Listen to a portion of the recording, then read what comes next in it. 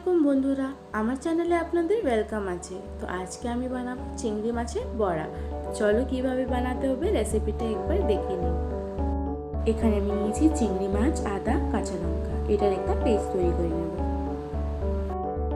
আর এখানে আছে বেসন, জিরে গুঁড়ো, লঙ্কা গুঁড়ো, হলুদ, এখানে ধনে পাতা, এখানে আদব চালের গুঁড়ো, আর এখানে পেঁয়াজ।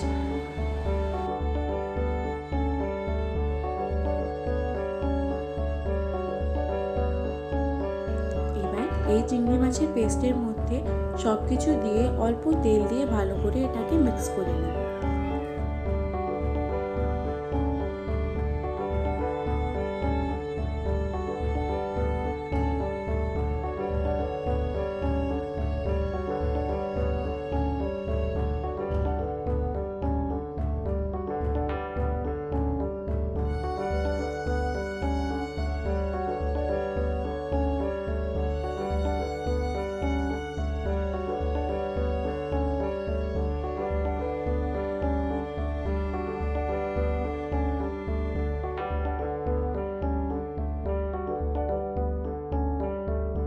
এখানে সব কিছু ভালো করে মিক্স হয়ে গেছে।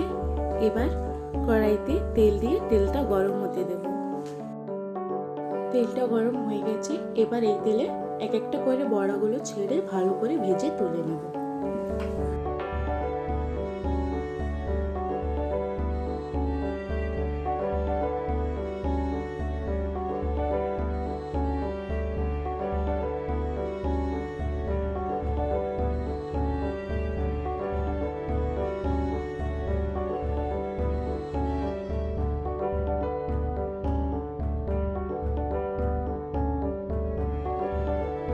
চিংড়ি মাছের বড়াটা হয়ে গেছে।